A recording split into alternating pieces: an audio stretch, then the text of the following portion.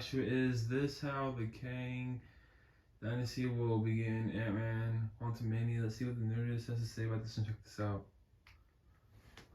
Here's how the Kang Dynasty will begin in Ant-Man and the Wasp: Quantumania. Welcome back to Nerdist News. I'm Dan Casey, and today we're diving back into the quantum realm to talk about all things Ant-Man and the Wasp: Quantumania. The highly anticipated Marvel movie dropped a brand new trailer on Monday, which we broke down in detail for you yesterday.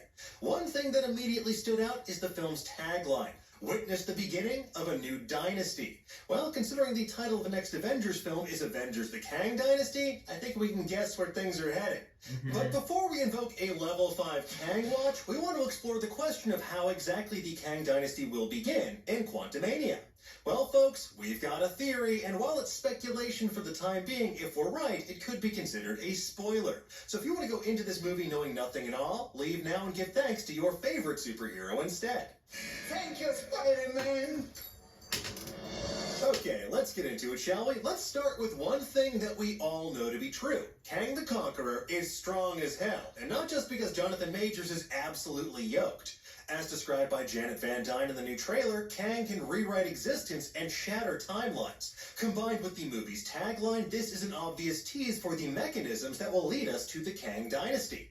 After escaping the quantum realm, Kang will establish his dynasty in the form of a multiversal empire. He will conquer reality after reality, and doing so will cause increasing amounts of incursion events as he shatters timelines and rewrites existence until there is but one unified universe of Battleworld. And from there, he will rule over all of space and time in Avengers: Secret Wars. And yes, he may need the power of the Scarlet Witch to do so, but to find out why, check out a recent video about Agatha, Coven of Chaos. But despite all that power, Kang still needs help, and hilariously enough, he needs help from an Avenger, one that he might not have killed before. And fittingly enough, it's the Avenger that many people underestimate. No, not Hawkeye, Ant-Man. Great. The self-described little guy from Scott's autobiography. Who are you? Come on, man. While Kang is incredibly powerful and someone that even He Who Remains feared on Loki, he's also trapped in the quantum realm. Kang might have an army of soldiers with sweet opaque blue helmets and a cushy citadel in that sprawling city of Chronopolis, but he lacks the means to actually free himself. So, what happened? Well, based on the designs of Chronopolis in the trailer, it appears to be the gears of a giant clock centered around some kind of device designed to concentrate power.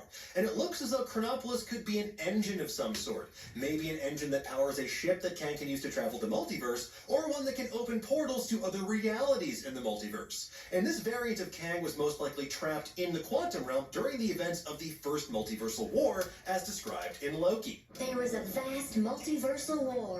Given how Scott was able to survive the snapshot in Infinity War because he was trapped in the quantum realm, it seems like Kang might have escaped similar scrutiny when He Who Remains started pruning timelines and feeding his enemies to Alioth. Given Janet's apparent experience with Kang before, our best guess is that Kang was very close to escaping the quantum realm at one point, maybe even with Janet's help. However, she clearly discovered his true motives or saw the evil within him and sabotaged his means of escape. How exactly she damaged this device remains to be seen, but our best guess is that it involves using the last bit of Pym particle she had with her after she went subatomic. Now, the reason that Kang needs Scott isn't just because he's really good at close-up magic or teaching an ant how to play the drums. Rather, it's because Scott has access to Pym particles and he can be manipulated by first tempting him with the offer of making up for lost time with his daughter, and later taking said daughter prisoner. Sorry, Cassie. Whatever Kang needs, it clearly requires Pym particles to either access or resize to serve his purpose. Given the design of that bluish orb-like object we saw in the first trailer compared to the concentric rings we see in the second trailer, it definitely seems like the quantum MacGuffin of this film is something our heroes need to access from within. As for where this object could be located, maybe it's in that village of freedom fighters that Kang's forces attack, or it could be in an unstable part of the quantum realm that we glimpsed from that damaged platform. Now, at one point, we see Scott taking a leap of faith into what appears to be an undulating pit of tentacles of space and time. This is likely an unstable part of the quantum realm where space and time react in kind of funky ways, especially to organic matter. It's also likely why we see Scott split into so many different variants of himself, and why that Giant Man variant gets turned into spaghetti like so many Reed Richards in so many multiverses of madness.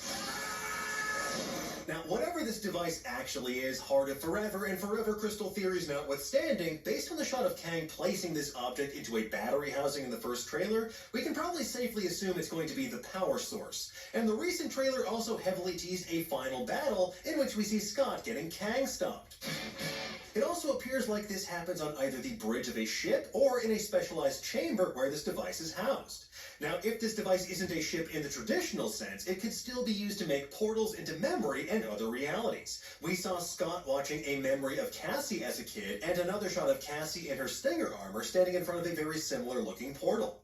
And this also ties back into an early concept for the quantum realm as described in the Art of Ant-Man and the Wasp, which was first spotted by Screen Rant. In that book, artist Jackson Z explained, early on there was almost a nexus inside the quantum realm that they wanted to explore, which was a quantum memory palace. I think they were discussing ideas about how Hank might actually be able to go into his own memories and change history. So maybe Chronopolis could function as a device to power this nexus. And this would play into the purpose of the city in the comic books as well, where Kang used it along with the Heart of Forever to serve as a constant across all timelines simultaneously. This would allow him to travel the multiverse, affecting timelines without creating new branch timelines, because Chronopolis would technically be present in all of them at once. So, if this quantum memory palace concept is brought back into the fold, maybe those windows into memory we see in the trailer could be portals through which the family and eventually Kang escapes. And while it seems like Scott's gonna have to make the ultimate sacrifice play, Kang will definitely escape either by killing the Avenger or trapping him in the quantum realm. And this will sort of be like our Empire Strikes Back moment prior to the Avengers' eventual Infinity War style defeat in the Kang Dynasty movie. Once Kang does escape the quantum realm, he's going to take his army with him to conquer the rest of the multiverse. And each new world he conquers will cause potential Nexus events that Kang engineers and manipulates as he consolidates his power. In turn, these will lead to incursion events, causing the multiverse to collapse in on itself as Kang continues to destabilize it. Kang will lay the groundwork for a dynastic rule across all of space and time itself. And as for his army, that could even be comprised of subservient Kang variants already, kind of like what we see in the trailer with Scott and Hope. And this would also make for a hilarious way to introduce the Council of Kangs from the comics. Because come on, I mean, who doesn't want to see a whole Senate's worth of Jonathan Majors variants just bickering about the best way to conquer the multiverse? I love your shoes. I love your hair. Oh, man. Nice nose. Thanks, man. Etc. Now, a truly wild wrinkle to this theory is that Kang's escape could happen simultaneously with the death of He Who Remains on Loki. The moment that Kang escapes and He Who Remains' death could have a ripple effect across the multiverse, leading to that big new statue in the lobby of the Time Variance Authority. What? It would also explain why the new statue looks exactly like Kang the Conqueror in the armor he wears in Quantumania. And if Kang does escape, seizing control of an extra-dimensional police force with the tools to erase timelines at will, that's a pretty solid way to bolster your power.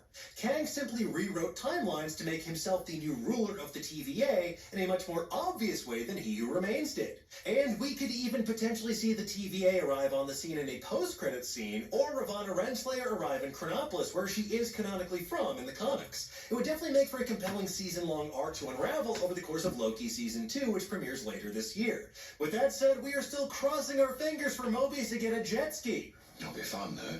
Yeah. It'll be really fun. Anyway, folks, there you have it. That's our best theory about how we'll witness the beginning of the Kang Dynasty in Ant-Man and the Wasp: Quantumania.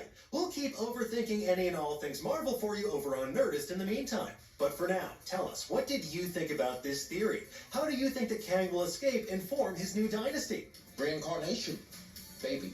Let us know in the comments below, and for the latest and greatest in the world of pop culture, make sure you stay tuned to Nerdist.com. Please subscribe, like this video. So watching. Please subscribe to Nerdist.com and see you guys. Bye.